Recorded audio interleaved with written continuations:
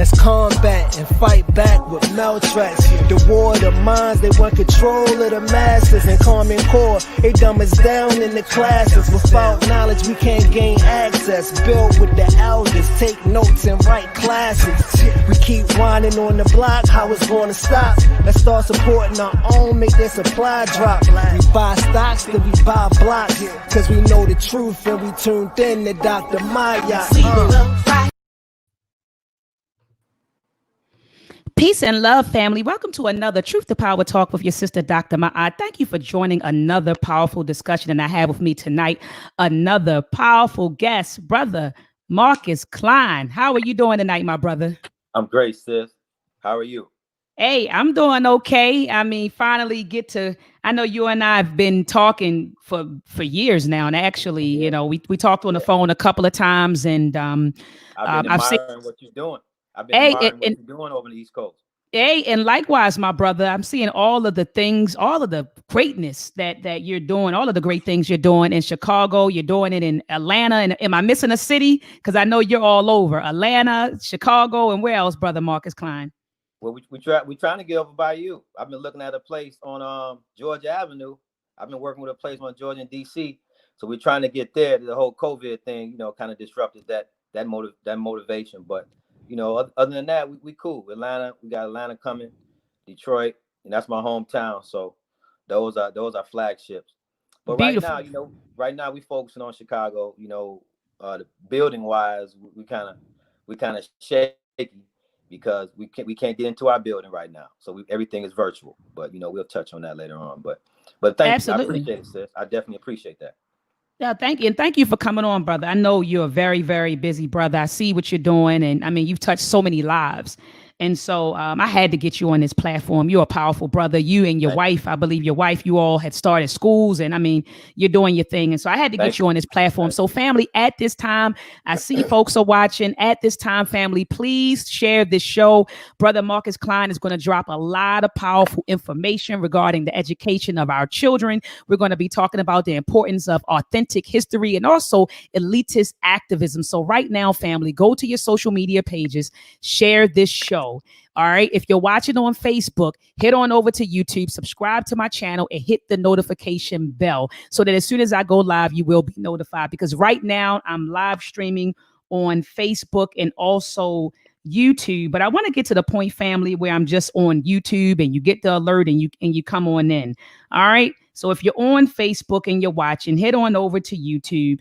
Head on over to YouTube, subscribe to my channel, hit the notification bell. So before we get started, family, I do want to read Brother Marcus Klein's bio, okay? And brother, I know I was nagging you about your bio, but you've done some powerful stuff, and I definitely want to articulate that to my listening audience. So it says, Brother Klein, Marcus Klein of Freedom Home Academy has been nominated for the Black Power Awards in the category of cultural education. Marcus Klein is the director of the Freedom Home Academy and the publisher of Frontline magazine. He is widely regarded for his research and study of socio-political and world issues, as well as a deeply rooted commitment to the exploration and understanding of the African diaspora. Marcus launched the monthly publication Frontline magazine in 1994 as a way to empower and inform the people of the tools of sabotage and the plot to erase the critical thinking abilities of Black people across the globe. He has partnered with a number of community organizations over the last 15 years for various events, demonstrations, and mobilizations that served as a call to action for the community as a whole. Understanding that strategic and visionary plan of evolution and movement was in order, Marcus and his late wife co-founded. Oh my gosh, Brother Klein, I'm so sorry. I didn't That's know. all right. That's oh all my right. gosh, that's why I said I said your wife, but oh my gosh. Okay. So it says, Marcus and his late wife co-founded the Freedom Home Academy in 2007 with an aggressive, action-oriented educational program focus. The institution is a homeschool that is African-centered in culture, with a specific emphasis in higher level education and tutoring for kindergartners through high school age students. The student body is comprised of over 75 youth with a staff of 10 that achieve amazing academic results, such as 3 and 4-year-old children speaking 2 foreign languages and reading 2 grade levels higher. Oh my gosh, this is phenomenal. It says, in addition, Marcus has established 2 preschools, the School of Literacy 1 and 2 for children ages 2, 3, and 4. The curriculum at Freedom Home Academy is focused in the following areas: advanced math, science, reading, and African history. The goal for the students educated under his watch is the creation of new African individuals prepared for a highly competitive world and instilled with confidence and self-determination. Marcus tours regularly to share his research and thinking, while he and his team continuously build upon opportunities to expand the school program and help the Freedom Home Academy in various cities and countries.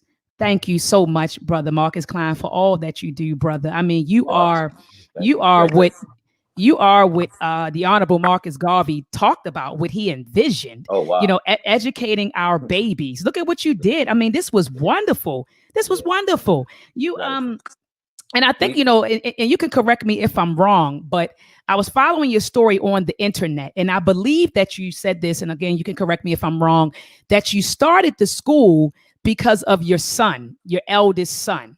So can we talk about that? What Sure. ignited this passion in you to open up an African-centered homeschool academy? What 2 things.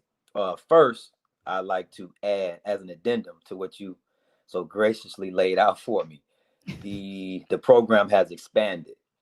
We're doing a pre-law, pre-engineering, and pre-medicine, and an entrepreneurship program now. Since that bio was written, you know, we've added also a nursery school for my youngest son, who's now 3. So we started a nursery school, which make it 5 schools here in Chicago. But yeah, that was the impetus for creating the school was my wife, you know, Shaki Bakken Klein, who she motivated me to start it after we had our son. You know, we had went around for different schools here in Chicago to facilitate, you know, his learning acumen. But we quickly found out that those schools that were highly considered cultural, they weren't academically sound in developing what we were looking for in our son. Because I had no intention on teaching children at all, just my own son.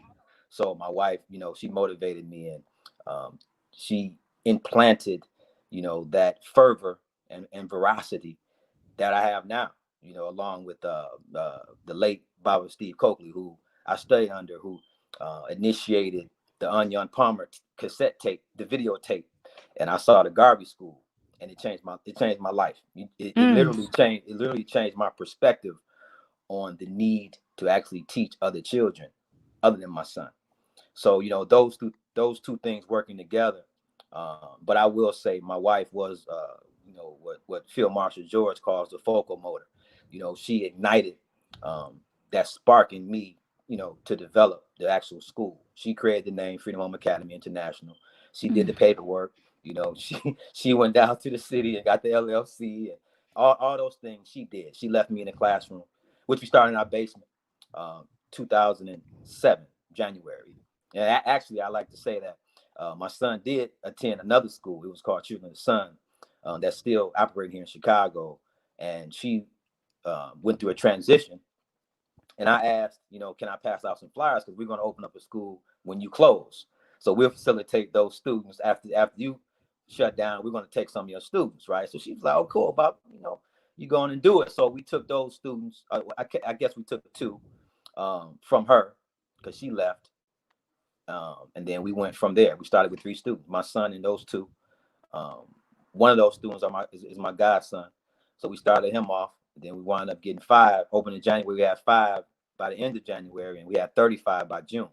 We had 60. We had between 50 and 60 by that September. Because what I would do, I would walk around in grocery stores, you know, my regular course of the day with my son, who then was 4. And I would just wait in line at the local grocery store and have him pull out a magazine and start reading. And of course, you know, when that happens, you know, parents start walking around. Hey, where does he go to school? Well, here's a card. So from there, we started to develop a nice following here. And I think that my ability to publish Frontline magazine for then, it was 12 years. I was doing it for 12 years at that time. I'd already developed some type of rapport with some individuals who were putting in work in Chicago. My close friend, definitely, one of my heroes on the planet now is Chairman Fred, who was a close friend of mine. So those still is. So those people who he was connected with, they gave me some, I would consider street cred, because I'm from Detroit, so I was born and raised in Detroit. So me coming here in '94, I knew no one, what I'm saying? Right, so, right. All those elements work together. All those elements work together in tandem, and that allowed, us to develop a very strong curriculum and a very tight-knit organizational apparatus here in Chicago, and coupled with the fact that we were actually doing and teaching children, like you mentioned earlier, how to read 2 grades ahead and do mathematics. And now we talked earlier about expansive. We're very expansive now. We're talking about different modules of education now. We're as we study and research how our children learn, we're learning how to teach differently and how to execute and implement those things that will allow our children to absorb more information, to recall more information, and to understand better what they're reading at a younger age. So now, 2020, we're at 5 schools. We're focusing now on the virtual. So, that's a very interesting, piece. And absolutely. Absolutely. And I was going to move into that. Oh, you hear the clicking? It's like a clicking. Yes, I think it's because you're joining from a cell phone versus the computer. So it's kind of like a click. So what I'll do is I'll mute your mic and then unmute it, and when it's your turn to speak. But Brother Marcus Klein, that's what I wanted to bring out, that your curriculum for Freedom Home Academy is available online. And so I feel like you're making it so that we don't have an excuse anymore. Before, when COVID-19 hit, we had to homeschool our children anyway. Prior to COVID-19, people had a lot of it. Now I don't want to say excuses, but reasons why they couldn't do it. They're like, look, I'm a single mom, or, my husband and I, we both work. No one would be home with our children. But COVID-19 happened. And when COVID-19 happened, we had to homeschool our babies anyway. But we really didn't. We homeschooled them, but we still utilized the public school curriculum. But this is my whole thing, Brother Marcus Klein. We're going to homeschool them anyway, because right now, they're for public school. I know in the state of Maryland, brother Marcus, in the state of Maryland, they have moved to remote teaching. So if our children are going to be home anyway, why not register our children for homeschooling and then utilize a curriculum that is going to empower our children? I mean, it makes sense to me at this point. And I'm gonna go ahead and unmute your mic. It seemed like you want to jump in, brother. Yeah, well, I'm moving to a computer now as we speak. So, but yeah, you're right, sis. I think too, some of those excuses are valid, but as talking to parents now more directly, South Africa, I got a South African parent now. I got an open hour with Tanzania. So now they're all over the world. So I get immediate contact. I'm doing the class and they jump in with their child. But I'm asking to ask you a question. So what I'm seeing now is, first, we know that the public school system, whether it be a virtual curriculum or an in-class curriculum, it doesn't work. As a matter of fact, it becomes very debilitating to even those Africans who consider themselves conscious. Why does it do that? Because it faces blatant contradictions inside of the curriculum. And if you're not privy to those contradictions, your son or your daughter is going to fall victim to those contradictions, right? So now they see me, now they're coming to the class now, and they're saying, well, hey, Bob Martin asked a question. Yes, you can. Well, we didn't learn about this at our school. So now you're looking at the converse. My students say, yeah, we didn't learn that because it's the truth, right? But those students who have been knee deep in the public schools curriculum, now they're thinking something is wrong with what I'm saying. You understand? So as opposed to the converse where, hey, something is wrong with that. Abraham Lincoln didn't free any Africans as captured, right? Now it's the converse, right? So when we inject the correct information in our children at a young age, I'm talking about infants, And you know this. We're talking about we're doing curriculum at a nursery school level. So what do we do? Flashcards. We're implementing the pictorial forms of learning, right? Showing the picture. After the picture, we add names. After names, we add dates. How was that individual politically significant, right? And we need to address blatant contradictions early, 3, 4, 5 years old, right? So what that does is it allows the student to have much more of a critical analysis in his pictorial. So if we're facing Malcolm X and King and Lumumba, right? So we can teach those children the 3 different political philosophies of those 3. We can synthesize all those 3 with a very strong and robust vocabulary. What does that do? Now we're going on to reading, writing, being able to understand and critically analyze. The system doesn't do that for more than one reason. First of all, it's not their job. Secondly, brother Gary Howland, a good friend of mine, he developed a curriculum that I use partly called the historical journey, right? So he brings me to Indiana and I do teacher, what you call those things? Teacher development, right? Teaching teachers how to teach his curriculum, right? The first thing teachers tell me is too much work, right? Professional development. That's what you meant. Professional development, right? So I've done there we like go. 20 of those, right? 70% white instructors, other 30 are African instructors who actually want to teach our children, right?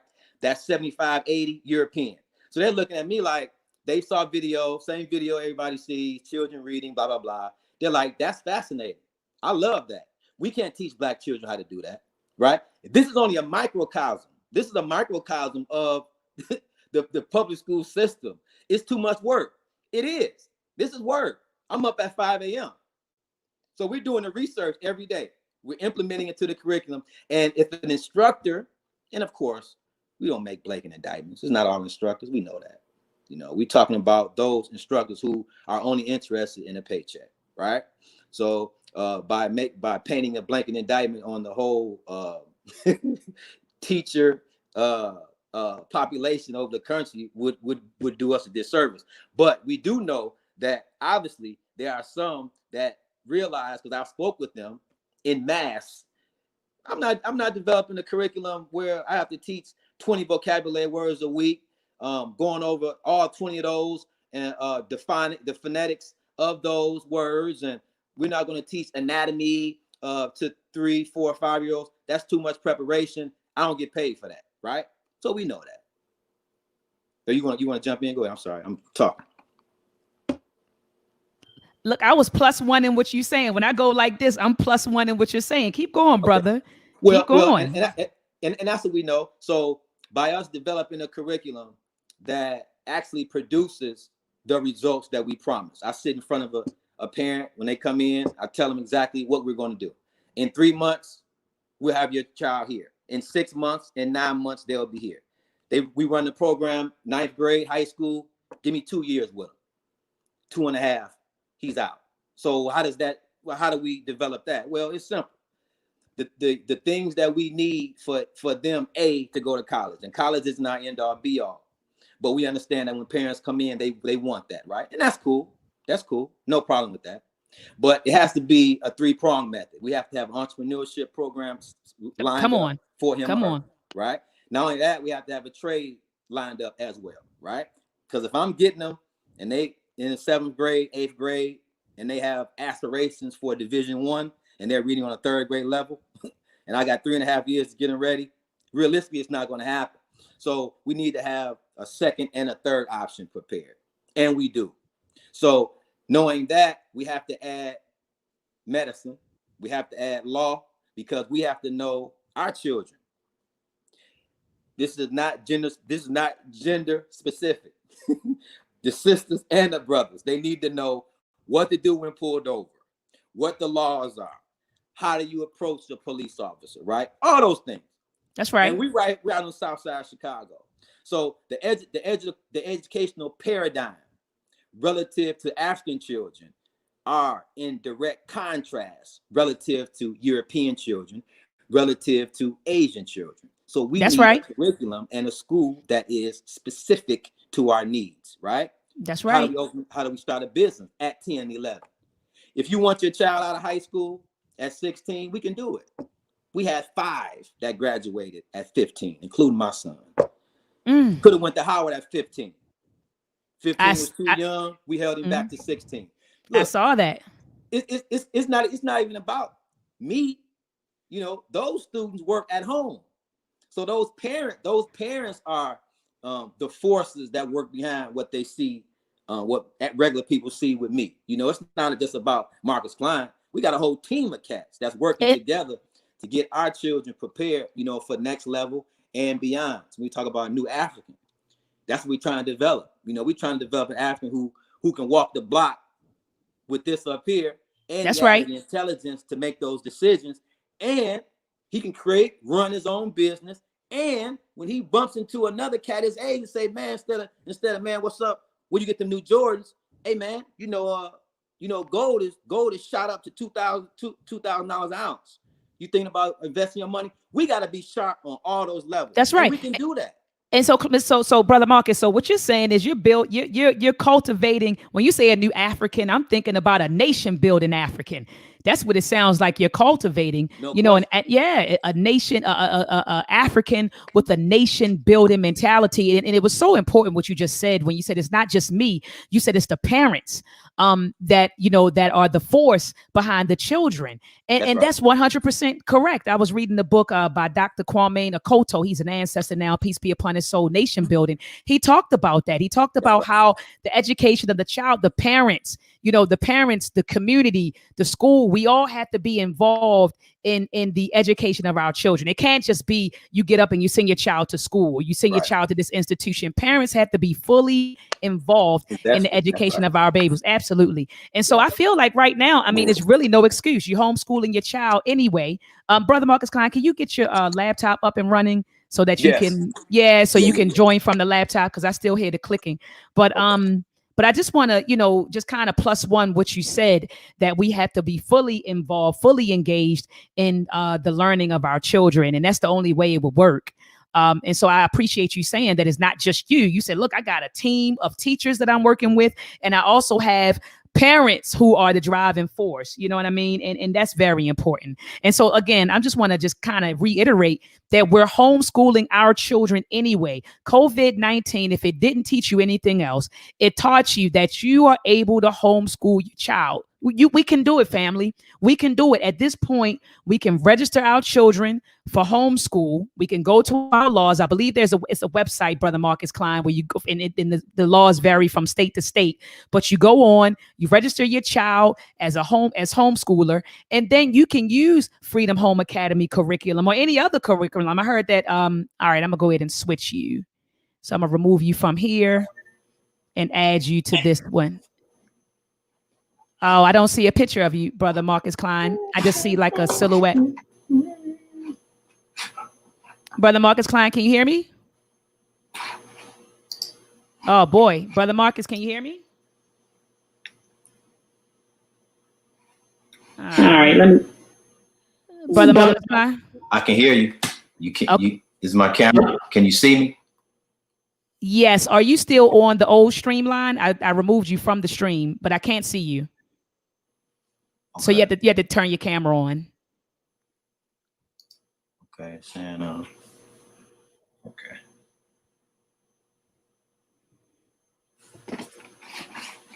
All right. But you can't hear me, right? Yeah, I can definitely hear you. I just can't see you. Okay. All right, but I'll keep on talking about why you fix your camera.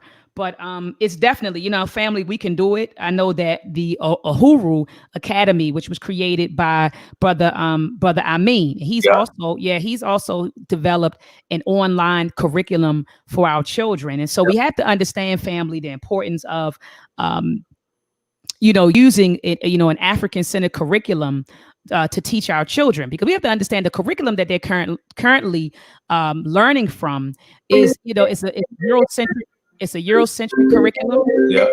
It's a Eurocentric curriculum, and we have to understand that with the Eurocentric curriculum, it's going to mold and shape their minds to operate in the best interests of European people. That's right.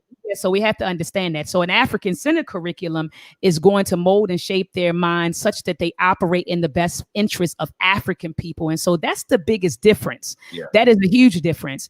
And so again, we can do it. Oh man, he got out of there, family. So hopefully he joins the stream again. But family, we can definitely do it.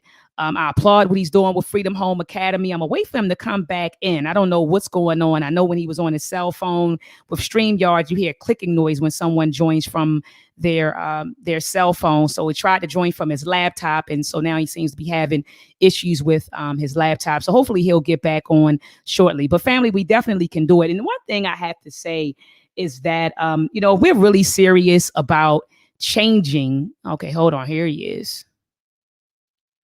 It doesn't work. All right. So you're back on, Brother Marcus Klein. Can you hear me? I can hear you. I don't know. All right. I don't know why my camera isn't working for some reason. All right. Well, do you want to try to join again from your cell phone? No, that's because you were getting too much feedback, weren't you? Yeah, it was a lot of clicking sounds, but I would rather see you and maybe kind of mute you. Okay. So I'll keep you on until you join from your cell phone. Okay, I'll do it again. All right. Okay. All right. And so anyway, I was just getting ready to say that I forgot my train of thought, brother. But I was talking about how you talking about homeschool, how COVID has made parents more industrious. Since we're homeschooling anyway. Exactly. In the program, you're talking about the brother with the rural school. We also have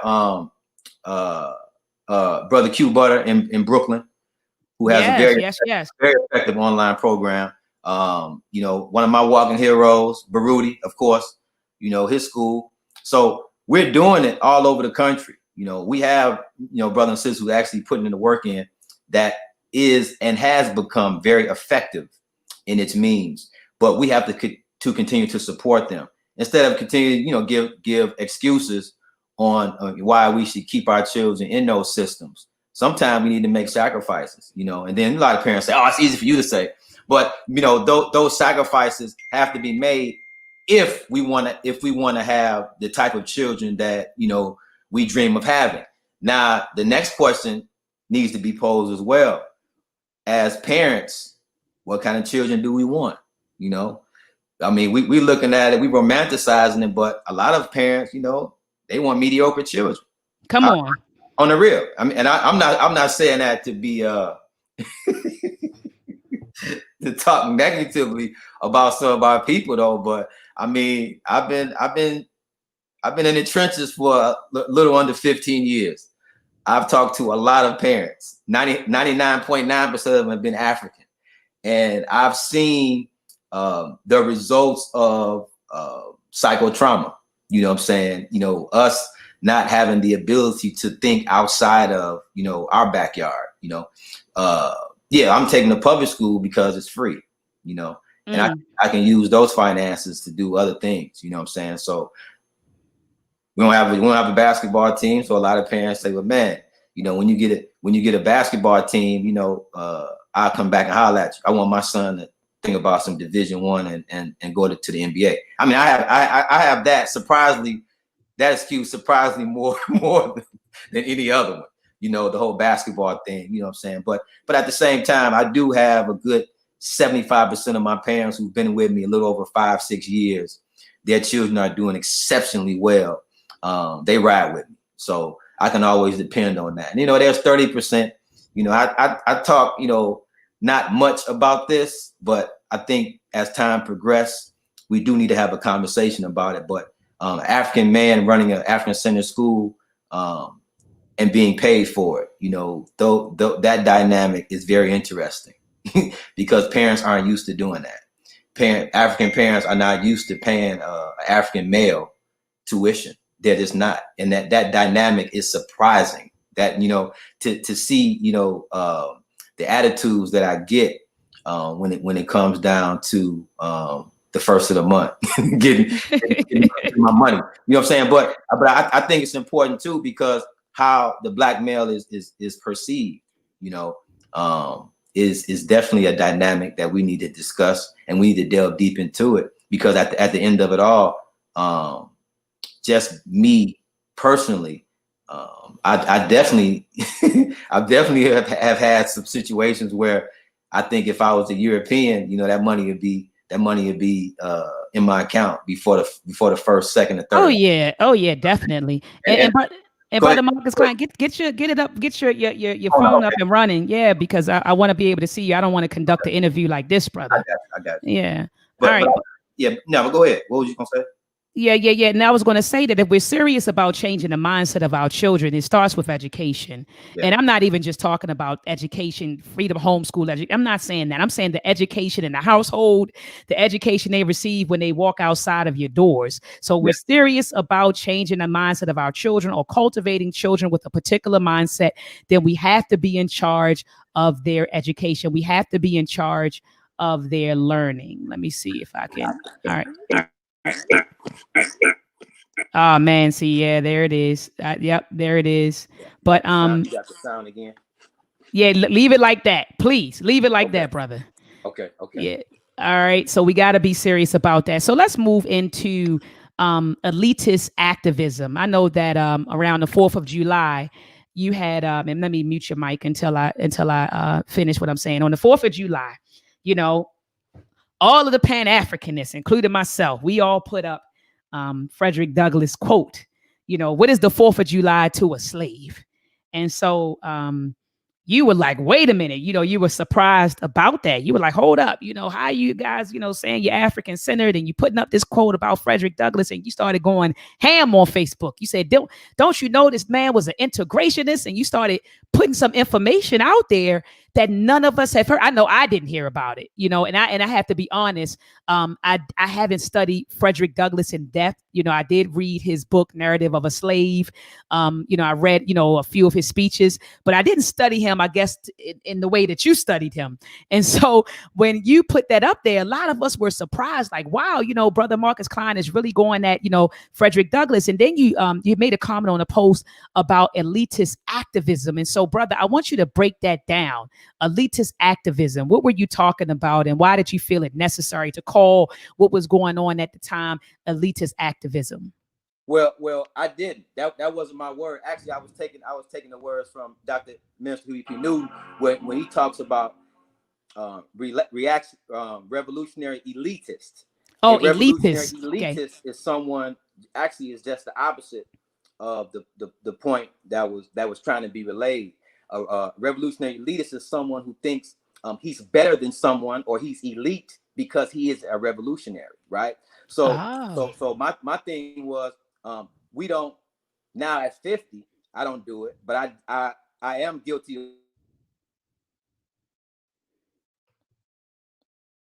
Oh wow, Brother Marcus Klein, I can't hear you, brother. Okay, now I do. Okay, now you can't hear me? Okay, so go ahead. Okay, yeah. So Dr. EP talks about it in To Die for the People, when a lot of us, some of the cultural nationalists during that time, they felt themselves better than brothers and sisters on the block who didn't have. Oh man, Brother Marcus Klein, your laptop not working, your cell phone going out. Yeah. I know it's that bad, ain't it? This is we might have to do a do-over, brother. This is bad. Hold on a sec. I'm sorry, give me 1 second.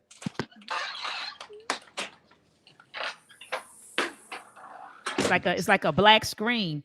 All right, family. So right now we have Brother Marcus Klein with us tonight talking about African-centered education, elitist activism. We're going to get into the importance of authentic history. We already touched on effective education. And so it says lost audio again. Have him sign on his laptop. Yeah, Brother Yara, he signed on with his laptop, and then we could. Oh, you said his laptop and his phone. Mute his phone and allow his computer audio to feed through. That may stop the clicking noise. Yeah. She said, do what? Can you hear me now? What? I hear you now, but Brother Yara said, have you sign on your laptop and your cell phone, and just mute your cell phone and allow the audio to come through your computer. Oh, Okay. Make sense? Okay. Yeah, I can try that.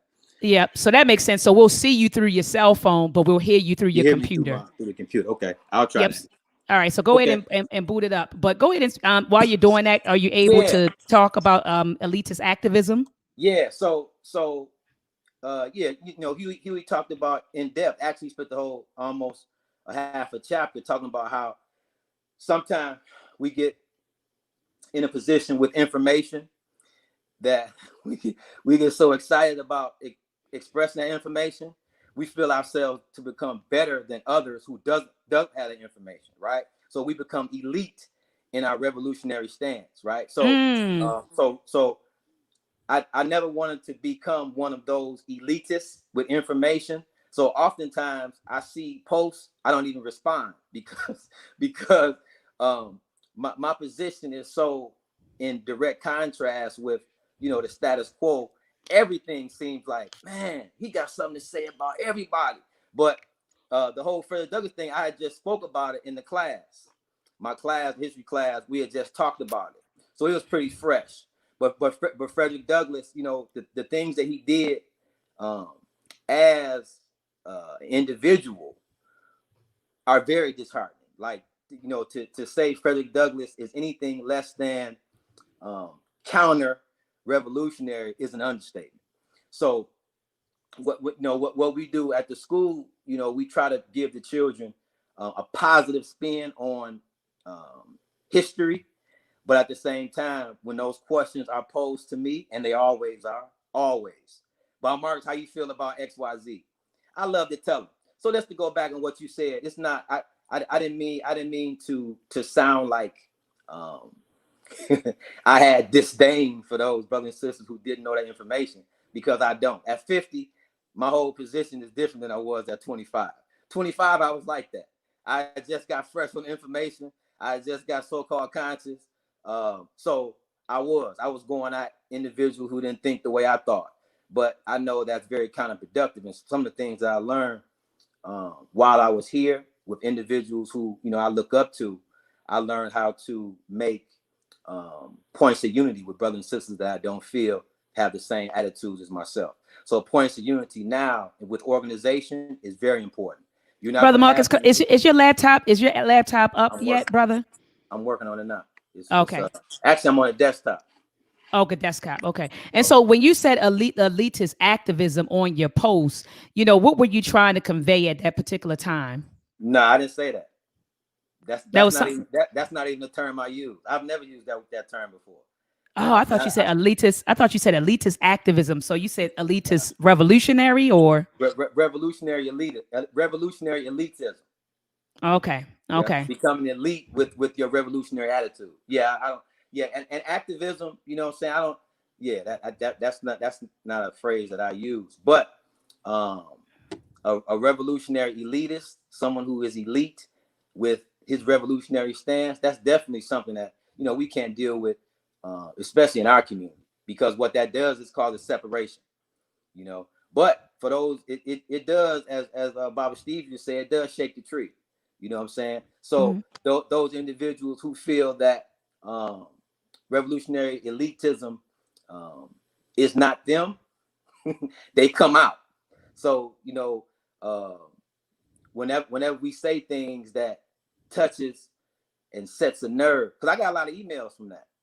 I did an issue called a snitch factor back in like '86, and it had Reverend Al on the front. You know what I'm saying? It had Reverend Al on the front. It had Thurgood Marshall on there. So those individuals, and it's cool. Those individuals, it touched the nerve, because those are sacred cows in the Black community. Well, not so much Reverend Al, but definitely Thurgood Marshall, Frederick Douglass. Those are sacred cows, because we've been fed, and even with Harriet Tubman now. You know what I'm saying? Cats talking about Harriet Tubman. I mean, so that whole the information overload that we are involved in 21st century with access to information.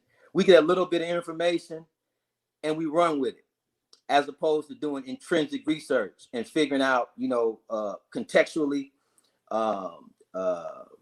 not only contextually, but what those individuals experience, what Harriet Tubman experienced during that time.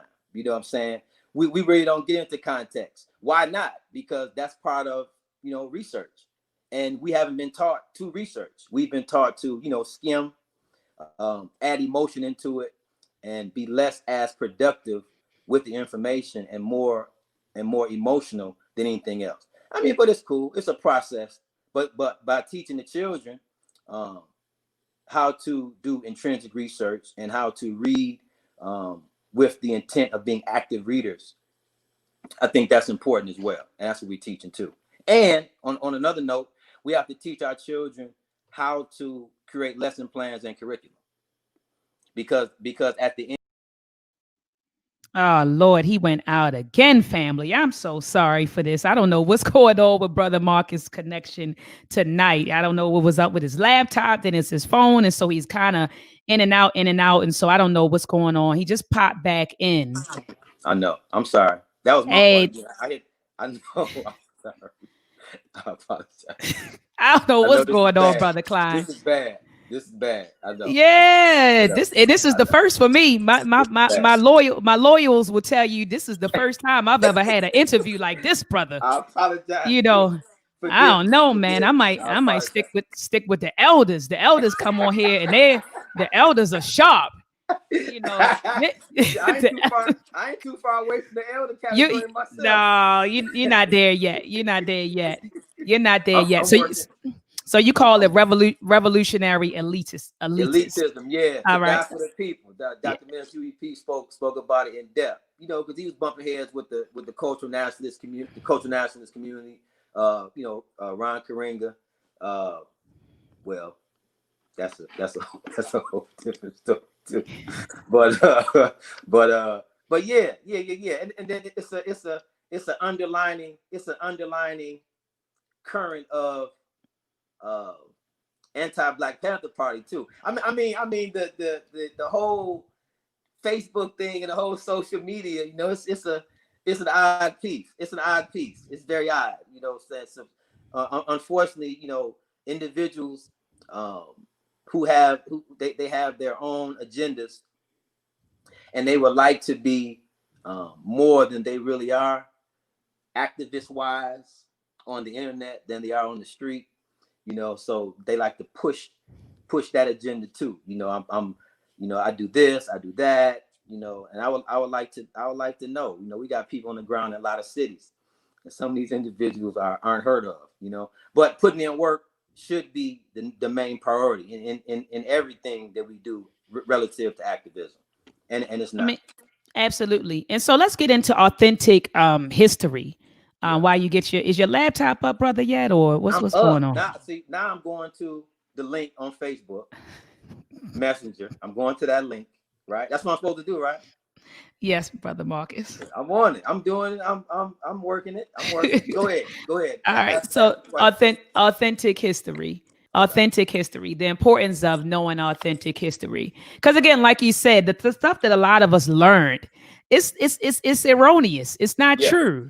And like you said, we have these sacred cows. I'm using your lingo, these sacred cows in the community. And so we hold them, you know, in high regard, and then we learn. Oh, okay. Okay, so let me see something.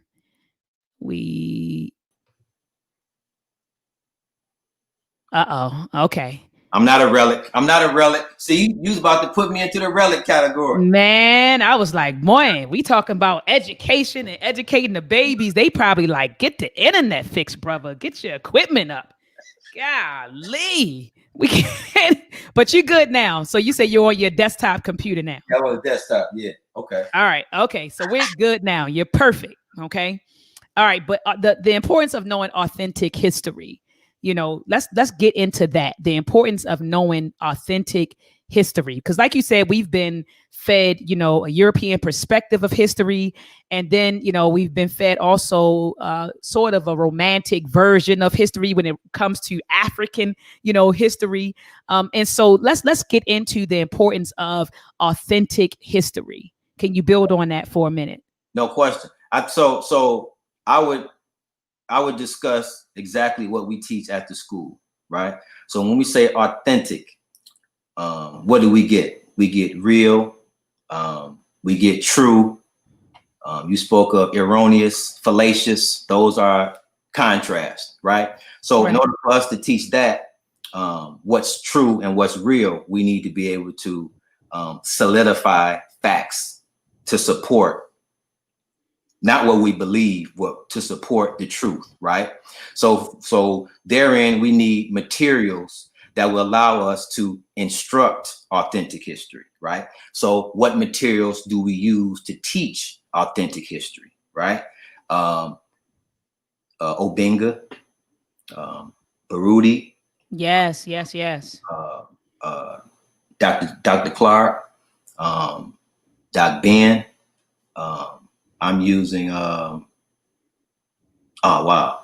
use a lot, Chancellor Williams. So, okay, cool. So we'll compile 10, right?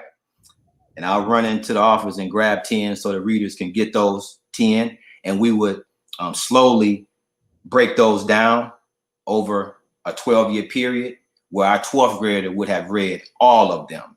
He would be able to understand all of them. So when you talk about authentic history, from a teaching standpoint, that's where I'm standing. From an instructor standpoint, I need to get those materials to substantiate and even to validate what authentic history is, as opposed to Louis Gates, as opposed to those Mary Lefkowitz, as opposed to those other individuals who are in direct contrast with something that's authentic, right? That's right. So why is that important? Because when we're talking about something that's authentic, meaning real, we have to also understand what we're dealing with and as an opposition to what's authentic, right? So when we get those books, we create curriculum from that, right? So understanding what those levels of learning authentic history can be given and taught in layers, right? What's important for a 3-year-old would not be important authentic history for a 13-year-old, right? That's right. And I don't start them on the same level, right? What we start with a 3 and 4-year-old is definitely less intrinsic and more pictorial, right? When we move over to a 11-year-old and a 12-year-old who's coming from a public school system, do I start him off with the pyramids? No, I don't. He'll get that, but I don't start him off with Egyptian history, history of the Sudan. I don't. I start him off with the party. Why? Because what attracts him? What attracts a 12 and 13-year-old? Them guns, right? We talk about George, when we talk about Jonathan, when we talk about Huey, right? Chairman Fred Sr., right? That's attractive.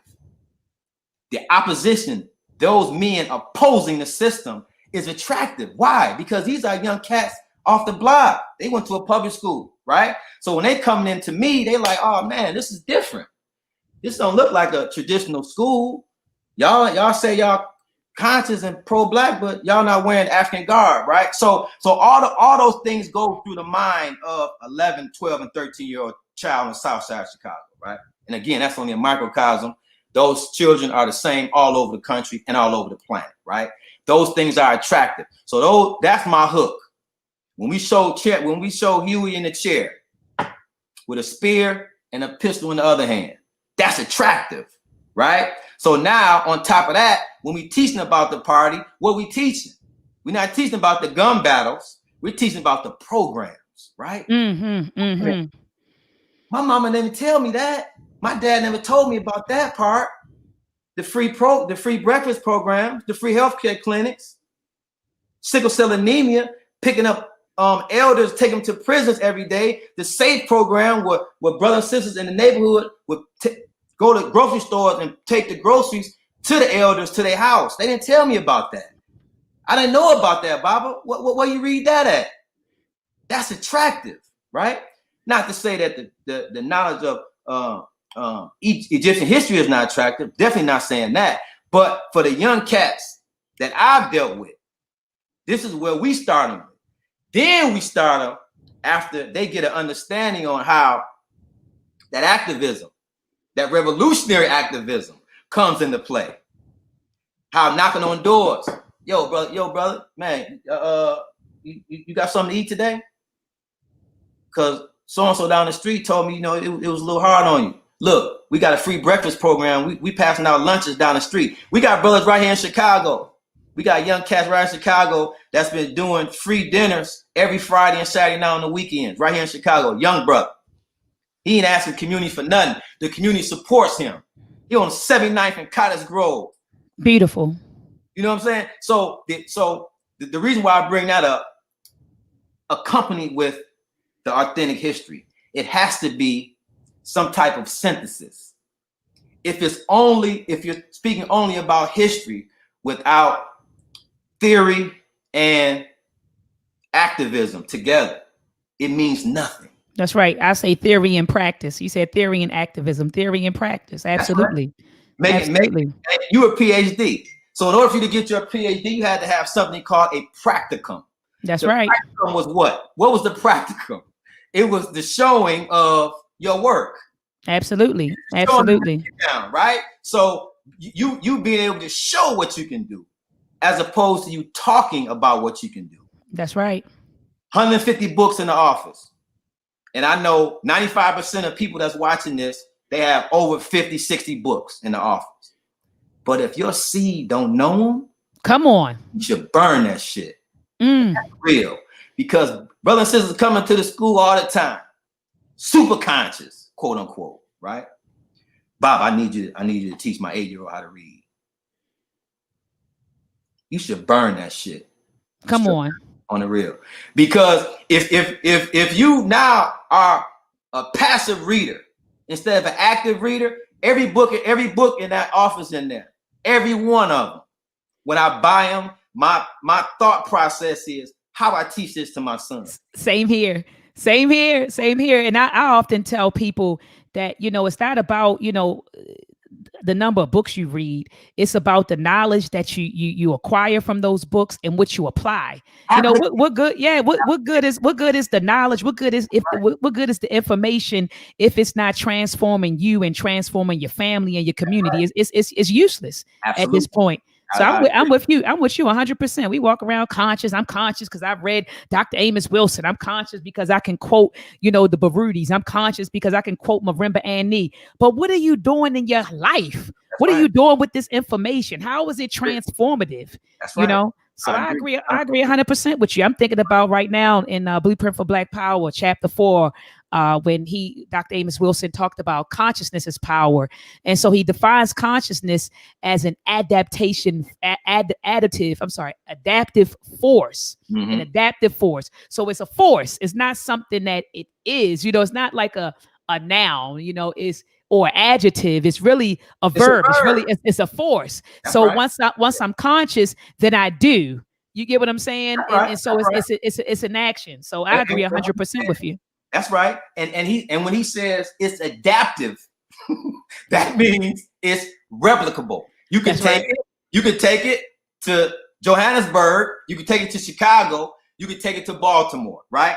You can adapt. So it's important that you talk about Amos Wilson because Amos Wilson's book, I use it as guidelines when I developed the school. You know what I'm saying? Development, the psychological development of the Black child. You know, those things that he used in that book were concrete statistics, right? Mm-hmm. Yes, so yes. I'm reading, I'm like, he say by 6 months, African children can sit with their head up. European children can't, right? So those dynamics, what did we talk about today, right? We're reading Diab's book. We're reading Diab's book for my history class, right? Civilization of Barbarism, right? Civilization of Barbarism, right? I've been keeping up with you. I've been keeping up with you, and you just quoted from the developmental psychology of the Black child. I have that on my bookshelf behind. I know you do. No question. But see, when we talk about those books, right? And our children are sitting next to us. It's just like when my house wasn't conscious, right? You know, we came from a religious crib, but Dr. Amos Wilson also says that, I'm going to tie this in. Dr. Amos Wilson also says that what we teach a child will reverberate for the next 7 generations, right? Come on. I tell my children in the class, my grandmother used to make greens like all our grandparents did. She made greens and I stand next to her and she put the ladle in there and let me sip out of it. That was called potluck, right? Now, fast forward, I have my son. Didn't even know I was replicating what my grandmother did. I did the same thing, right?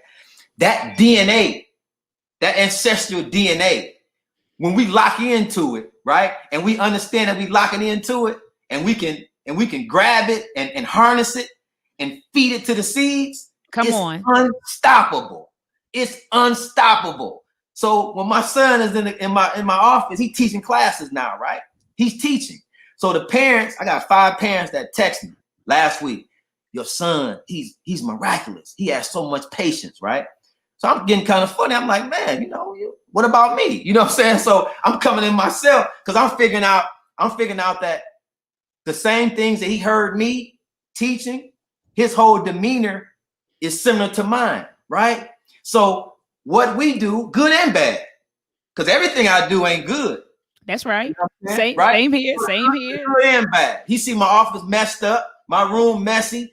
I go down to his room, it's the same way. How can I get mad, right? So that should tell us that we need to change who we are. And then the seeds will change who they are in replication, right? So all those things that we teach the children, it should be inclusive in our lifestyle. And we're not perfect. I'm definitely not. But same here. What I learned from him, when I watch him, I say, oh, wow, that was me. So the whole potluck thing, it's learning. 7 generations. Across the street, sister tell her son, shut the F up. I'm on the real. I'm sitting in my office, right? And I heard her. She grabbing a little dude up. She disciplined or whatever. So she keep cussing at him, right? So I'm like, man, I want to go out there. I want to go out there so bad, right? So it's laying on my dome so rough. I'm like, I want to go out there and holler at sis, So I let it pass. Think about nothing. Ride my bike, I see the same sister, right? Little guy, he riding on one of them bike things, right? I say, hey sis, how you doing? She said, hey, what's up? I said, hey, you mind if I holler at you for a minute? She was like, I'm married. I was like, nah, I ain't. No, right. Like, no, sister, I'm not saying that. I'm not. Right. I just put it aside, I tell her, I was like, some of the things we say to our children, all of it, even though we saying out of love, sometimes we can get the negative reaction to it. Like, what you mean? I said, when I heard you, talking to a little brother the other day, he screamed at him, throwing the F-bombs at him. She was like, yeah, he doing this and that. I was like, it's cool. Don't even trip. But I'm just letting you know, a lot of times, you don't get the same result. Sometimes you can try a different way. And she asked me this. She said, do you curse at your son? I said, no. But I did put my hands on him when he was just shorty. So she was like, for real? So the three, what she was asking me was, do you think you better than me? Right? That's when the revolutionary elitist thing come in. My approach. If I would have been like, nah, sis, nah, queen, you know what I'm saying? I can't do that. That ain't how I cut. So you let her know. Yeah, at one point, I used to put my hands on him when he was younger. I ain't never. It's things that I don't say in the class, and I tell my instructors never say. These are 3 things: stupid, shut up, and F-bomb. Those things I never, and those things, again, I'm not a perfect parent, but I have never called my son stupid, told him to shut up and sit the F down. That ain't I put my hand on him every now and then when he was a shorty, but it was some things I know that affects the psyche. Absolutely. I don't get on like that. And then you wonder why these kids grow up and they start cursing people out and they don't have respect, for elders and adults. You home cursing them out. And again, our children, like you said, they emulate us. And so you cursing your child out. So what do you think they're going to carry on when they get out here in the world? They're going to start cursing everybody else out. So, what I've come to learn, and I've also grown, Brother Marcus Klein. Oh my goodness. I used to, when I was in my 20s, Deanna Bailey in her 20s, early 20s. I'm listening to music, Brother Marcus Klein, and the kids in the back like bands of maker. Yeah, so so we've all come from somewhere, right? And we've all evolved as parents. And so what I've come to, what I do now with my 10-year-old, not so much with my eldest ones, is, I treat them for four, a girl and three boys, but but I'm talking about my youngest, Jalen. And so with Jalen, he's 10 now. And we treat him like a human being, like a little person. That's right. And we don't, so he has a voice in the household. We ask him for his input, his thoughts, his feelings. A little human being. We communicate with him. We don't just beat him when he does something. We sit down, we have a conversation. This is wrong, and this is this is why what you're doing is wrong. So it's a communication thing. We don't just grab them and beat them into submission, or you get what I'm saying? So I've evolved since that. Now, if you talk to my eldest, Harvey and Isaiah, now they say, "Oh man, if I did that, or if I said that, you would have knocked my head off. Right. Or if I said that, you would have did this." And so they think I'm soft. That's what they say now. They think that I'm soft, but in actuality, I've grown. I've evolved, and so it's just certain things. If I do spank, if I do spank, it has to be something. It has to be something bad. You know what I mean? It just can't be that's your first resort to go and just beat your child, what? That's funny. That's funny too, because my oldest son, he saw me and my baby boy. We was up in the room, we was watching TV, right? So he came upstairs, he looked at me like, "Abu, what you doing?" I was like, "What you mean? Like, he watching TV on a weekday?" I was like, "No, it's a show I wanted him to see." He was like, on the weekday, he was bugging out though. He was like, "Yo, like you never," I couldn't watch the game. I couldn't do nothing. And he helped me with his homework one day, right? So he helped me with the work, because I got an extensive plan for him, my baby boy at home, right? So my son helping him. So he get mad at him. I said, "What's going on?" He was like, "No, he want to play around." I was like, "No, chill." He said, "What?" Hey, we getting older. We getting older. Yeah. Look, what I realized was, right, when he was 3, 80% of what I know now, I didn't know then. Facts. I mean, as it relates to instruction. I used to drive on my oldest. I'm talking about, my wife used to be like, "Oh, you need it." I'm talking about, it was every day. And hardcore. Non-stop. Never let off the gas, right? And it worked for him, but this one is different. Yes, Jalen is different. Yes.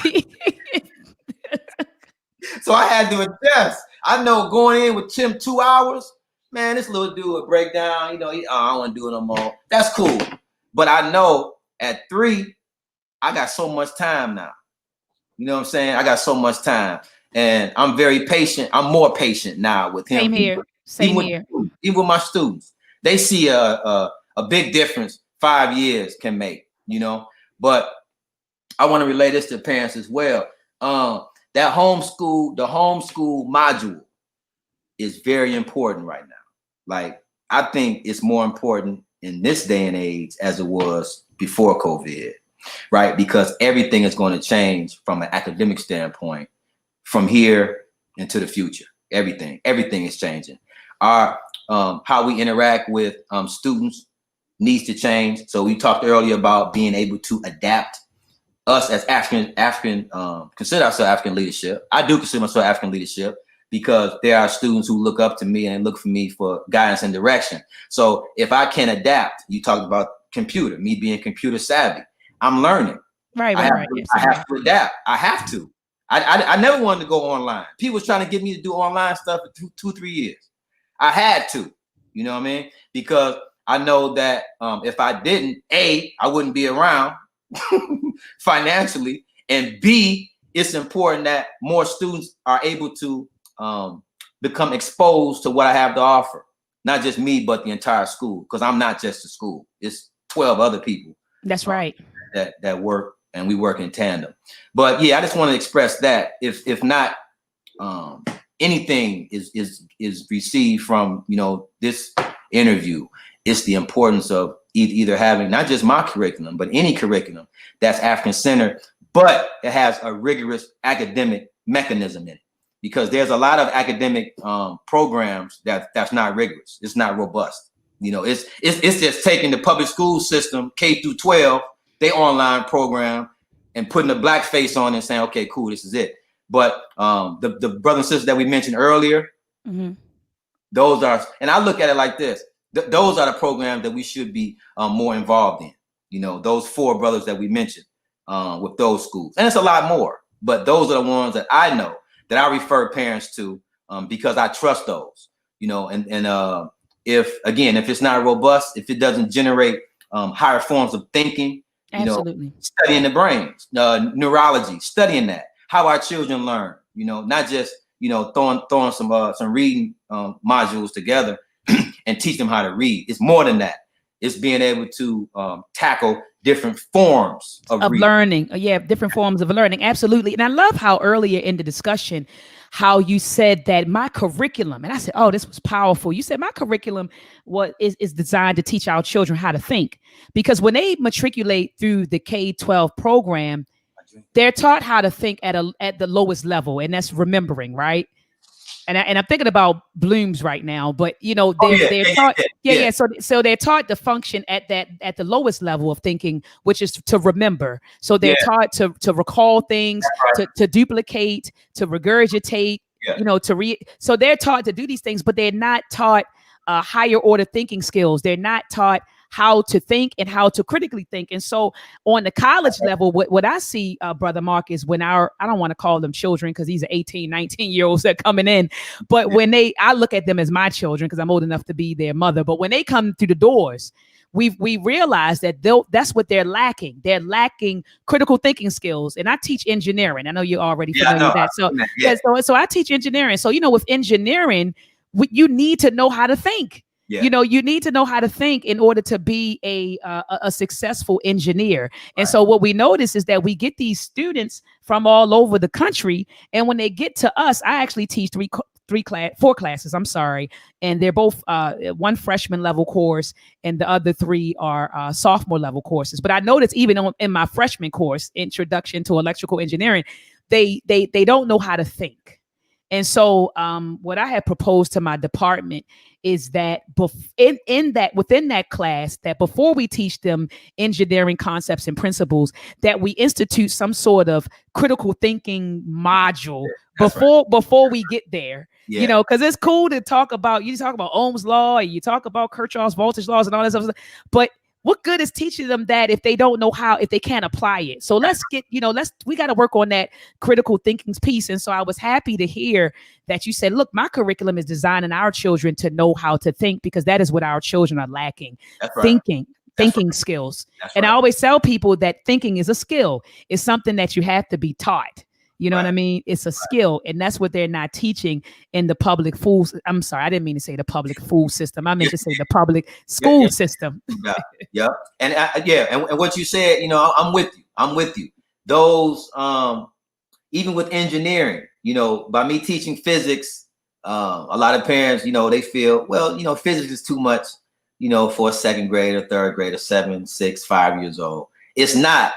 You being an engineer and an engineering background, you understand that 75% of physics are formulas, right? Absolutely. So what is a formula? It's comprehension. So the formula what does it do? It just condensed down that sentence, right?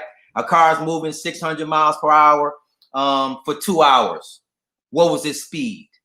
So the formula for distance is what? Speed equals distance divided by time.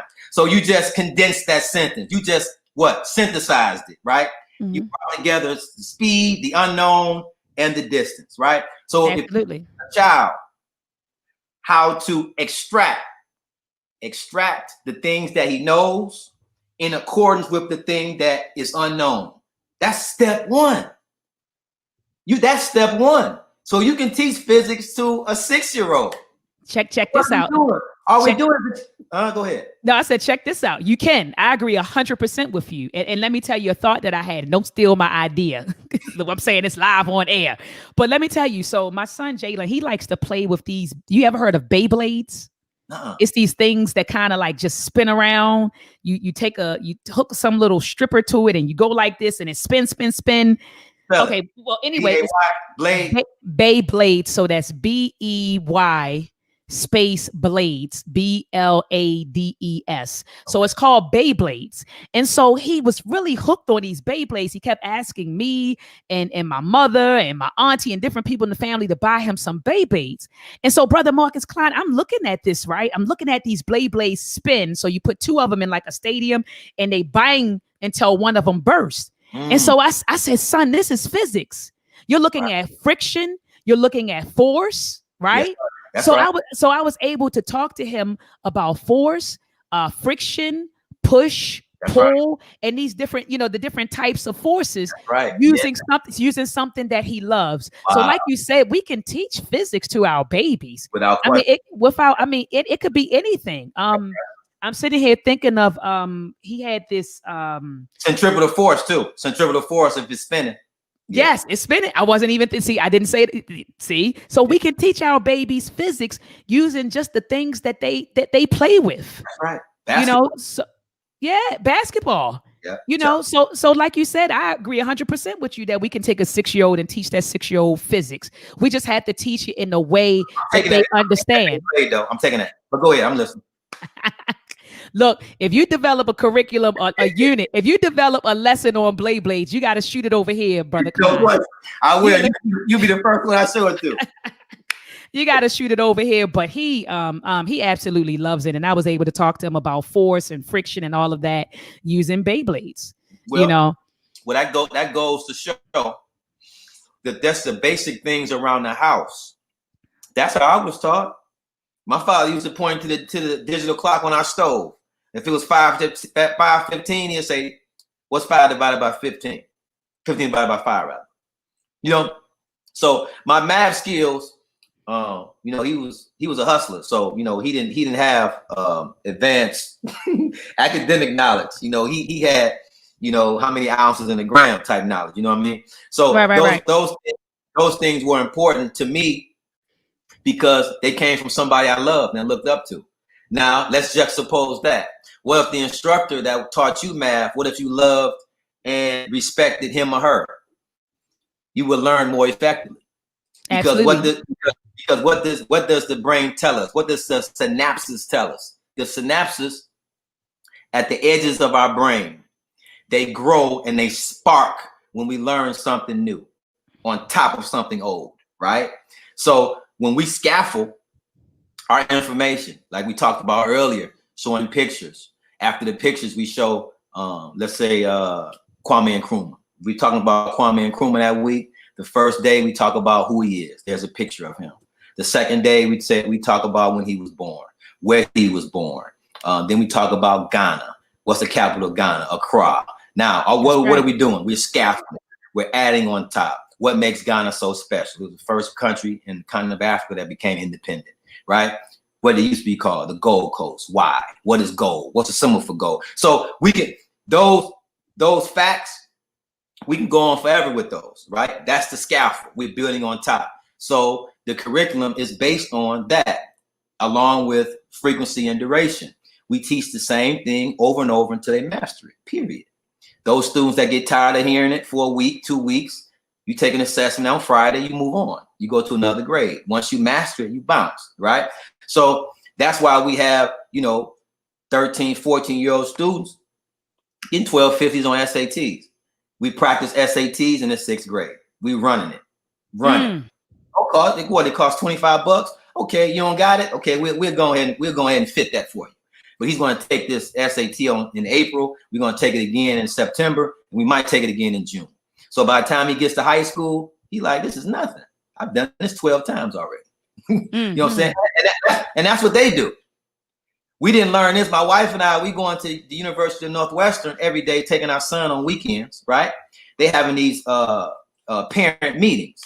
I never wanted to go, like, man, European, ain't talking about nothing. My wife said, man, we better get in here, man. They might be giving some information we might need. I was like, yeah, all right. They dropping so much information. I'm like, man, what we writing on? We couldn't lay on the real. I'm serious. Lay next to us, say, here's some paper. I'm writing so much information down. There's information that we haven't been exposed to.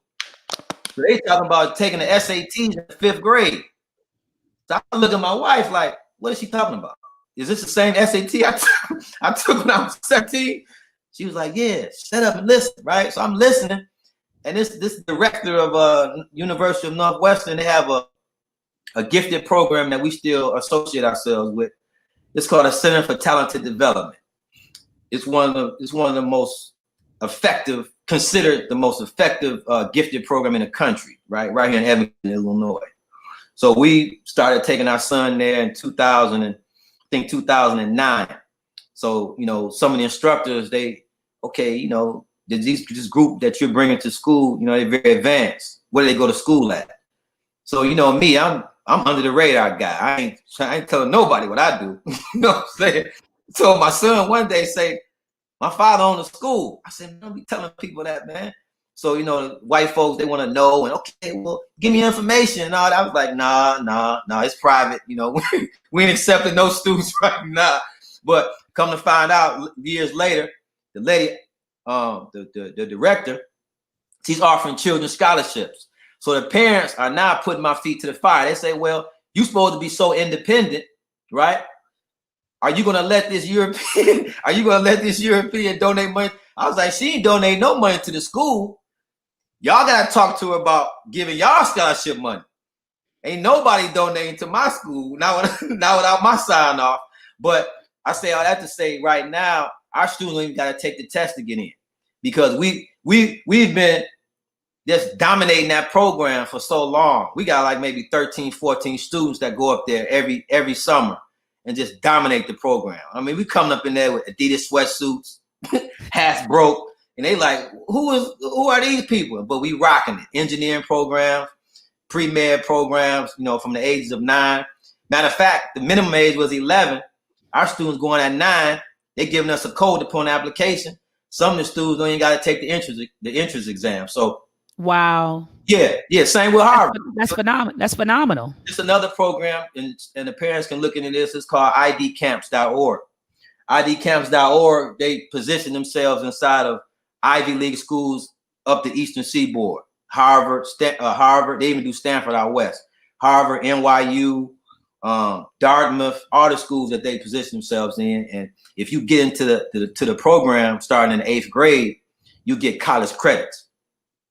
So you can choose what school you want to spend your summer in. You can be Harvard, Dartmouth, like I say, Cornell, NYU, Penn, whatever. So we've been doing these programs in the summer too. And what they do is it shows the students that's been around they own for 2-3 years. Now, when they up in there with Indians and Asians, and those individuals have been considered the Ivy Towers. So, oh man, those are the smartest. They're not. Come on, they're not. Yeah. Not at all. Not at all. It's not at all. It's the culture that's set up in those houses, man. The culture is so different. Chinese, the culture is totally different. They ain't watching TV up in there. They doing 3 hours of homework every night. We had a group of Chinese from Beijing University, right? By way of Ohio State, came to the school, did a paper on it. They posted a paper on Facebook too. It was a position paper, and what they did was they stayed at the school for a whole week when we was on Michigan, for a whole week, and they gave contrast between Freedom Home Academy and their schools in China. Right? It was a 16-page paper, excellently written too. These cats was like freshmen in Ohio State. So we reading it. I'm like, wow, I didn't know they went to school 9 hours a day for 6 days a week. And Sundays was optional, right? And they learned anatomy when they learned martial arts simultaneously. Brilliant, right? So I said, okay, cool. We can do the same thing though. So it's not about them being smarter. It's about changing the culture in our household. That's right. Cutting the TV off, cutting the TV off 3 of them 5 days, and let's put some work in. Let's make it fun. Right. If you think you're giving your children too much, let's make it fun, right? Okay, you can do that. But we have to start putting more emphasis on academics. We have to. And like you said, I just want to plus one what you said in the household, because what I noticed, Brother Marcus Klein, is this: there were a lot of parents. Okay, so when COVID-19 hit, there were a lot of parents who said, "I don't have a laptop. I don't have books to teach my child." Now, remember, when the school system shut down, you had people actually panicking. Yeah. I don't have a laptop. I don't have the internet. I don't have activity books for my children to mark up. I don't have, story books, regular books for my children to read. But people had Jordans. That's right. You walk around, folks have Jordans and True Religion. Yeah. I don't know if True Religion is a thing. I know it used to be, but all of these name brand clothing and all of this crap, but don't have the materials in your household to educate your own babies. I know. But see, you know what? I forgot who told me this. They said, "Well, Marcus, you gotta develop a program for the adults, right?" So, I mean, they're right.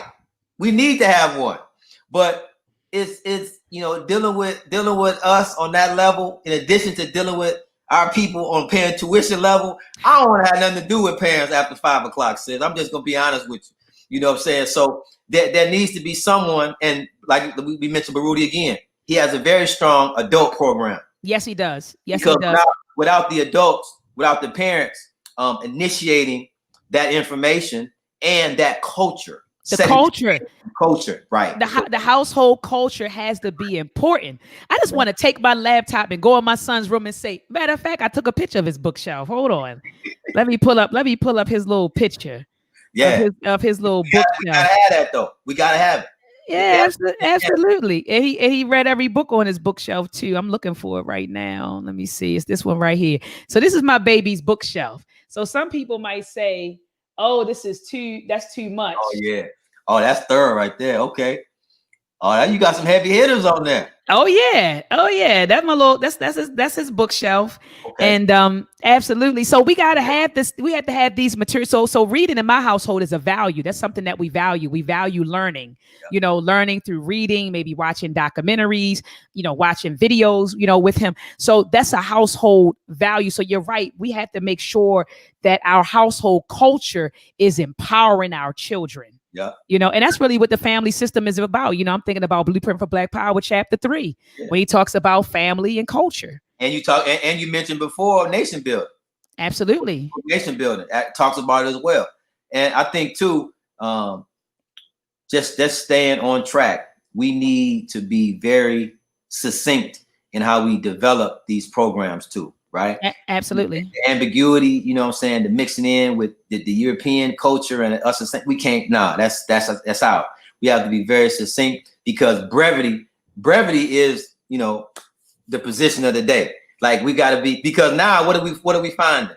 Short attention spans. You know what I'm saying? Articles, 2 paragraphs now. What they say, 6 lines now. Now you read an article on the internet and it's telling you this would take 3 minutes to read. Right. Because they know we're not readers, but we can redevelop that with our children. We can redevelop the love and the ferocity in reading, and we have to, because now it's on the phone. It's okay. I'm sending this. Let's get away from that. I was reading an article too. Steve Jobs, before he went, he said he have computers in his crib. He don't have computers. His children didn't even have computers before they was 12 years old. Right? Oh yeah. He said he wouldn't dare give his children the iPhone. He said, I wouldn't give them that. I sell it, but my children don't have it. But all of our children have it. That's right. And mine don't. Mine don't either. Yeah, mine don't. But see, I think too. In addition to that, we mentioned before the need for our ability to develop these lesson plans and curriculum. Because the books outside of you and a few others, the books on the bookshelf, we can read them, but how are we going to disseminate the information to the children, Children. and B, the robustness of the work and the words are sometimes too difficult for children to understand. So we need someone or something to be able to break those words down that will enable children to read Wretched of the Earth at 3rd and 4th grade. We can, it's just going to take a longer period of time. So it's important to, to teach that, how to develop a lesson plan from a book. Absolutely. Absolutely. So let's move in. I know we got about 5 or 10 more minutes, left for the show, but I wanted to move into effective education. What do you think? How would you describe effective education? How would you describe that? I guess as it relates to African children, effective education. It can only be effective if it meets the needs of our people. Period. It has to meet the needs, and we know what the needs are. And the needs has been laid out, with the party, food, clothing, and shelter. So with us being especially now, if education isn't teaching us, I was about to quote Dead Prayers real quick. If education ain't teaching me, they schools cut. But I think if education isn't teaching what is valued as needs and necessities for our people, it's not effective. It's very ineffective. Very. Why? Because if it's not teaching what we need, it's teaching what the oppressor and the enemy needs, which is what? Status quo. So effective education is teaching our children. And let's break it down. So what do we need in the community? We need housing. We need jobs. We need an ability to create our own businesses, right? We need food, agriculture. Being an agronomist now is like, who's the most famous agronomist? Amilcar Cabral. He was an agronomist and he was a revolutionary. So those things are not only necessities, but they're important in future developments as well, right? A month ago, we couldn't get in some grocery stores. Toilet paper was out. What if a cat had a toilet paper manufacturing machine? So he'd be able to put 6, 7 guys. And you from the land with freedom paper. Mm-hmm. Yep, papers. I know their stock went up. Yep. And it very Brother Kamos. And it very well should have. So those things are what? They're necessities. And it's not. It doesn't take a master's degree in business to be able to develop a format like that. Those things are, I don't want to say they're parochial, because they're definitely not. Everybody can't do it without the proper education. But those things are necessities that we can use, and those individuals can become millionaires. And that goes back to another point too. A necessity isn't always about money, because oftentimes we get that confused. When we teach our children, man, we got a brand new program on how to make my son a millionaire. I see him all on the internet. I want to make my son a millionaire. Our children need to be millionaires, right? But if you're a millionaire without culture, you're just making more millionaires for Europeans. Oh, you're a $1 million slave. If you're a millionaire without culture, what my man say, you're a $40 million slave. That's all you are. Slave. And that's what they're doing, because they prop up individuals who are millionaires, but they're not giving nothing back. Nothing. All they're doing is making those other people, the elites, you making them more money. And when you find brothers and sisters or those athletes, and there's a lot of them out here that's putting back into the community, cats like Marshawn Lynch out in Oakland, even cats like Warwick Dunn down in Florida. Those athletes putting in work, but you don't hear about them. No, you don't. They aren't propped up. So not to get off tangent, but effective education is absolutely instructing our children on the necessities of nation building, i.e. housing, clothing, food, entrepreneurship, and definitely technology. We got to put technology in there, because we're talking about the next 15, 20, 30, 45 years. If we're not, this is a good book too, Brother Key turned me on to the physics of the future, where he outlines 17 different fields that would be in high demand in the next 20, 25 years. Most of them in your field. Most of them in your field, engineering. Absolutely. That's right. Yeah. Absolutely. Yeah, that's right. I tell people STEM make the world go round, Right. so our babies have to be involved in STEM. And even Marcus Garvey, he said that, almost 100 years ago. He said, I mean, the religion is fine, but he said we need to cultivate a generation of scientists. That's right. We're our scientists. And so he talks about that. But let me share my screen with you really quickly, Brother Marcus Klein. I don't know if you want a copy of this, but I want to let parents know that this will be available on the Ed Anime Productions website. We have unit plans for Meltrek Episode 1, Exploring Ancient Africa. We developed 4 unit plans, and each plan comes with a pre and post assessment and also with the Meltrek student learning packet. All right, so I'm just giving you an example of what the lesson plan looks like. All right. I'm going to hold on. Oh, here we go, brother. Go ahead, brother. I've been trying to get you on board for years. I'm going to commit. I'm going to commit to a purchase of your material. I'm going to commit today. Okay. You hear that, family, right? Everybody in the chat room. Everyone in the chat room, I want you to type 1 if you heard him say he's committing. I commit. No doubt. I will. But check it out. Go ahead. Okay. But check it out. So this first unit, this is unit 1, and it gives an overview of the lesson, and we talk about the planning and preparation. Of course, our central question. You got folks in the school system who want to use our stuff, and so we did align it with the Common Core standards. We talk about student outcomes. We provide you with materials. Notice, Brother Marcus Klein, that we start off with vocabulary, because like you said, vocabulary is very important. And then look at this. Unit 1 has almost that's day 3. Unit 1 we're in day 6, probably 10 days worth of 9 days worth of lessons. And again, it comes with a pre and post assessment and also a student learning package. So unit plan 1 is centered around the film. So we ask you to watch the Meltrek episode 1 film first, and then go through this. And look at this. We have a unit plan that teaches our children about the pyramids of the East. All right. So this was a beautiful unit plan. And again, it comes with the student learning packet and the pre and post assessment. Unit plan 3. I'm embarrassed right now, right? No, it's cool. Look at this. Unit plan 3 teaches the children. Hold on. I'm embarrassed because I can't see anything yet. My computer isn't even. Look, I can see the people can see it, but I'll shoot it to you. I'll shoot it to you because I see that they can see it. But unit plan 3 discusses the African origins of mathematics. All right. So, the essential question is, how did Africans contribute to mathematics? And so we get into that. Unit plan 4. Where's my unit plan 4? Oh, unit plan 4 is right here. So unit plan 4. What's the pricing on that? I talk. You gotta come to the website when we upload it, Brother Klein. We working it out. We working it out. I'll tell you when we hang up though. But it says unit plan 4, the ancient African rulers.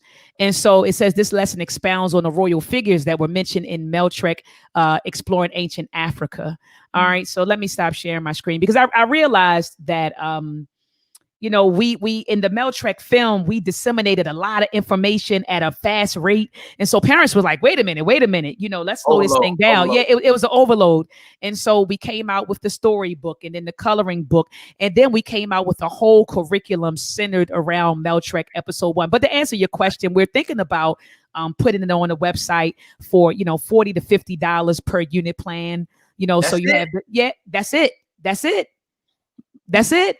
Okay. I look, you sound like my cousin. She's like, most of these curriculums, people are spending hundreds of dollars, but I'm like, we put it up $40 or $50. You can come download the unit plan. You can download the pre and post assessment, download the student learning packet, and call it a day. So that's it. $40 to $50 is what we're thinking.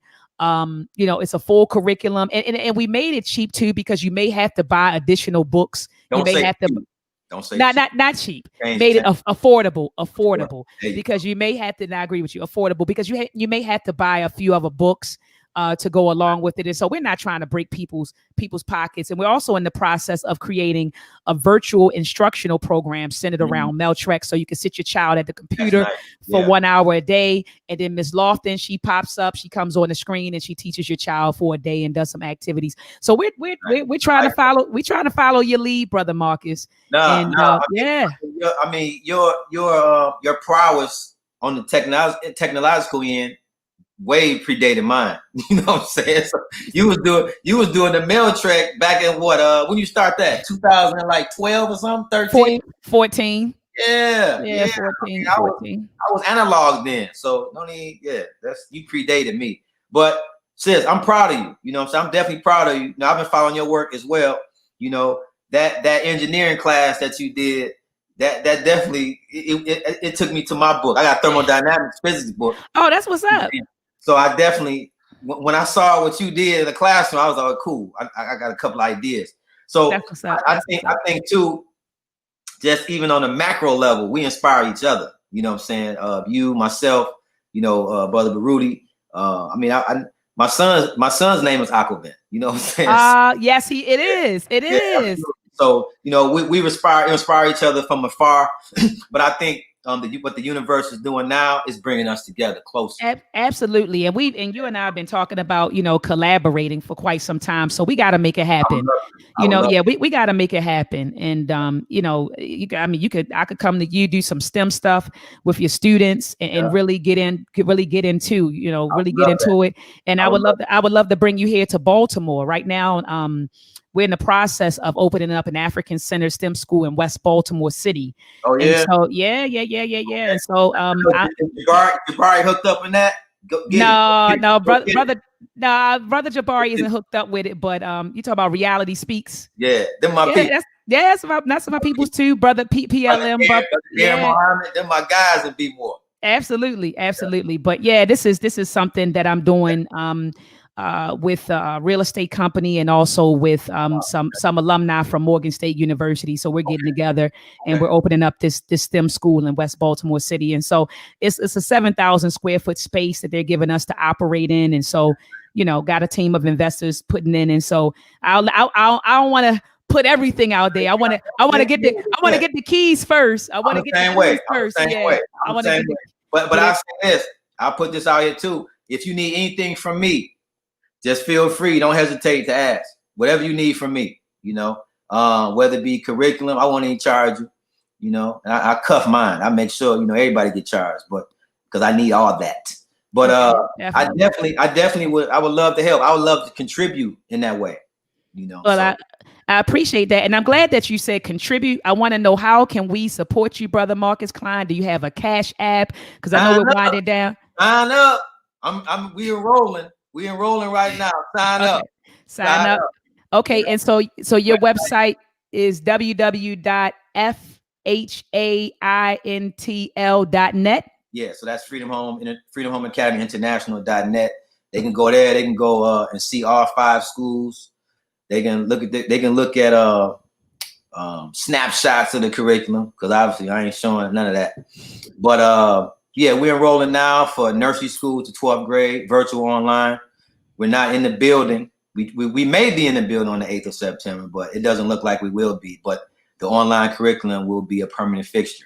So we'll be doing all the classes that we spoke about earlier. All those are online. Pre-med, law, math, science, history. We have over 17 courses. The students have between 9 and 10 classes every day.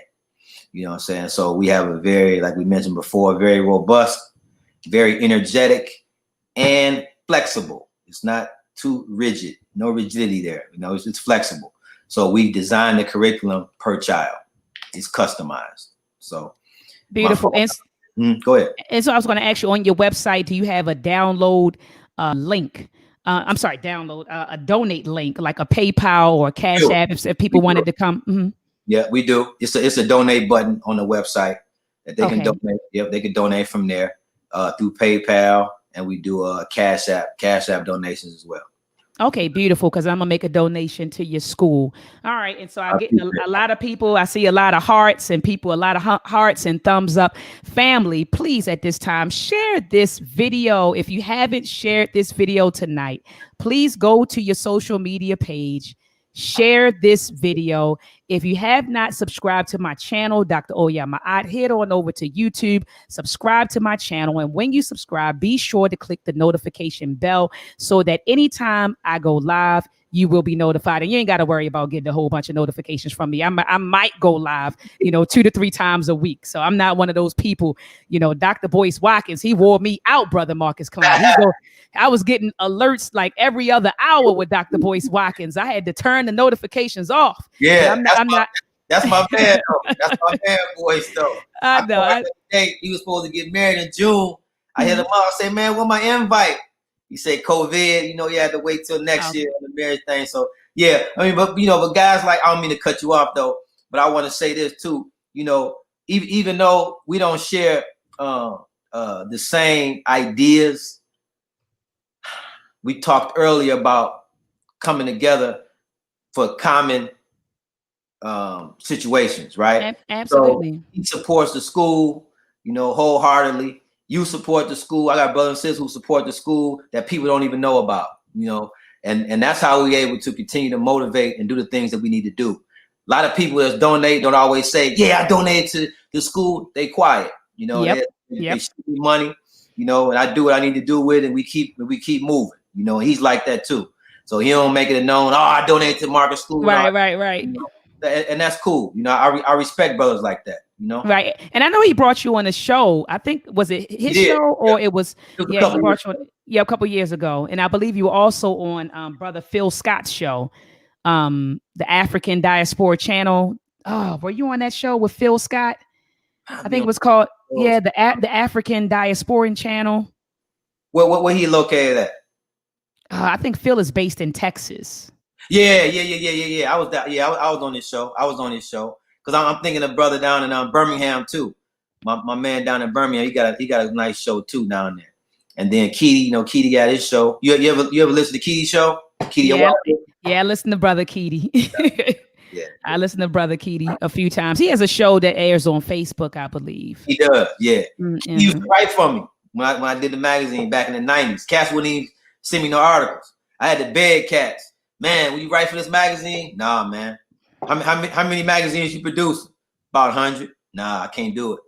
Wow. I had people like Baruti. When Baruti was teaching at Morehouse, he used to write for me. You know what I'm saying? So that's how I learned about Baruti. So yeah, I like cats that was with me when it wasn't fashionable. Right.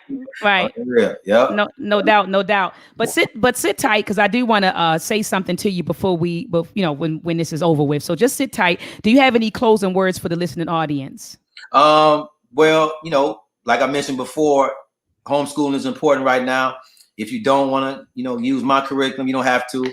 There are some very effective homeschooling programs, especially now that there won't be any school.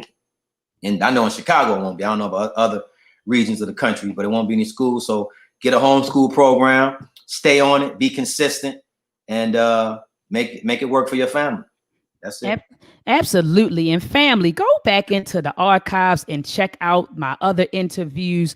I'm telling you, so tonight I had Brother Marcus Klein. Brother Marcus Klein, I tell you, I've had on Baba Baruti. I've had on Mama Ya Baruti. I've brought on Dr. Julianne Marvel. I brought on Dr. Kaba Kamene, Professor James Smalls. Yeah. I brought on a lot of heavy hitters. So I'm telling you, shoot on over to YouTube. Type in my name, Dr. Maat, and check out those other interviews. And on Friday nights, I bring on a sister, a real powerful sister, Brother Marcus Klein, by the name of Miss Sharia Lovelace. And we talk about current events. We have two. Yes. Powerful. Yeah, I saw that one. Powerful sister. We had an interview. We talked about symbols over substance. Last week, I talked to her about why Black celebs should not be viewed as leaders. And I believe tomorrow we're going to be talking about empowerment. Beyonce not leadership. You know what? Tomorrow we're going to be talking about empowerment or exploitation, because we had this WAP video that went viral. And so you have you got a bunch of people who are talking about, oh, this is empowerment, you know, and the sisters are saying we are empowered by the WAP video. And I said, dang, sis, you empowered by that. We going down a bad road, ain't we? You know, in the words of Brother Mujawu, right? That's WAP. WAP is empowering. No, sis. What was empowering was, you know, when black women I'm thinking about Madam C.J. Walker and how she took women who were domestic servants and made them entrepreneurs, you know, changed their whole social economic status. To me, that's empowering. Not a WAP. Not a WAP. You know what was empowering too? I know you got to go, but I want to say this too real quick. Mm-hmm. Panther 21, when Afeni Shakur was arrested with 20 other co-defendants.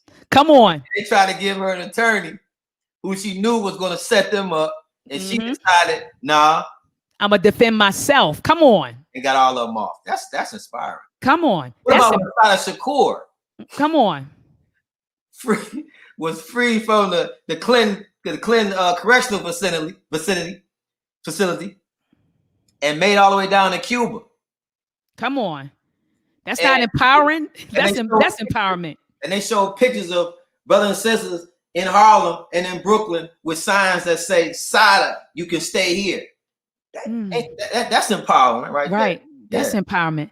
So we got it. We got a little twisted, and so tomorrow, a little twisted, and so tomorrow at 8 o'clock p.m. Eastern Standard Time, I'm going to bring on Miss Lovelace to talk about empowerment, you know, or exploitation. And so we're going to go all the way in tomorrow night. So join us back here, family. I'm in for that. Please do, brother. And if feel free, you know, comment, join the panel, whatever you want to do it, brother. But we'll be talking about that tomorrow night. Y'all gonna have some Cardi B playing in the background? No. I can't play that, brother. I can't play it. I might play like a little snippet of it, but not show the video. You know what I mean? But oh my gosh, I can't play that. Woo! So family, join me back here tomorrow night. Thank you for joining in. Again, please share this video, please subscribe and like the video, family. Go on over to YouTube, like the video, and leave a comment for our brother Marcus Klein, and also head on over to his website. Tell him the website again, brother. FHAINTL.net. So Freedom Home Academy International. FHAINTL.net. Yes. On Facebook. Freedom Home Academy on Facebook, Marcus Klein on Facebook, Instagram, same thing. Aquabin314 Instagram. Yeah. Come on, family. We gotta support, you know, our movers and shakers. We have to support our content creators. We have to support, because that enables us to continue to produce. So we have to support each other. Thank you for tuning in. Peace and Black Power. Let's combat and fight back with maltracks. The war of the minds, they want control of the masses. And Common Core, they dumb us down in the classes. Without knowledge, we can't gain access. Build with the elders, take notes and write classes. We keep whining on the block, how it's gonna stop? Let's start supporting our own, make their supply drop. We buy stocks, then we buy blocks, cause we know the truth and we tuned in to Dr. Maat.